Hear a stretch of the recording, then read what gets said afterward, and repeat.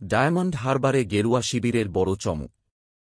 অভিষেক বন্দ্যোপাধ্যায়ের বিরুদ্ধে গেরুয়া শিবিরের প্রার্থী হতে পারেন রুদ্রনীল ঘোষ, এই জল্পনা তুঙ্গে। তৃণমূলের শক্ত ঘাঁটি ডায়মন্ড হারবার। ২০১৪ সাল থেকে এই কেন্দ্রের সাংসদের দায়িত্ব সামলেছেন অভিষেক। ব্রিগেডের মঞ্চেও নিজের কেন্দ্র নিয়ে আত্মবিশ্বাসী ছিলেন তৃণমূলের সর্বভারতীয় সাধারণ সম্পাদক। এমন কেন্দ্রেই পদ্মপ্রার্থী হিসেবে রুদ্রনীলের নাম শোনা যাচ্ছে। ২১ বিধানসভা ভোটের আগে বিজেপিতে যোগ দিয়েছিলেন রুদ্রনীল। গেরুয়া শিবিরের টিকিটে ভবানীপুর কেন্দ্র থেকে শোভনদেব চট্টোপাধ্যায়ের বিরুদ্ধে নির্বাচনী লড়াইয়ে পরাস্ত হলেও বিরোধী শিবিরের সমালোচনা কিংবা কর্মসূচি নিয়ে সমালোচনা কিন্তু বহাল রেখেছেন তিনি। বঙ্গ বিজেপির উজ্জ্বল মুখ টলিউড তারকা।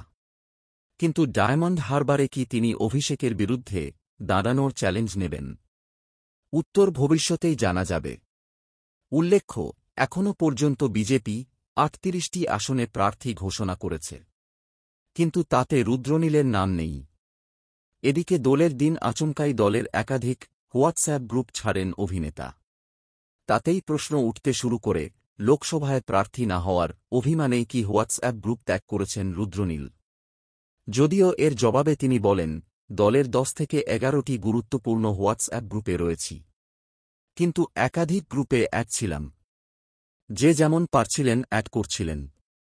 এত ভিডিও দেখে আর পারছিলাম না, ফোনটা ভরে যাচ্ছিল।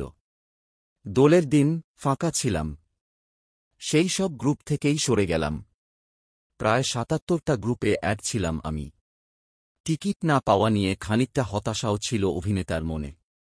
তাই তো বলেছিলেন, আক্ষেপ বা দুঃখ কিছু হয়নি, কিন্তু আশা ছিল না, এটা বললে মিথ্যা বলা হবে।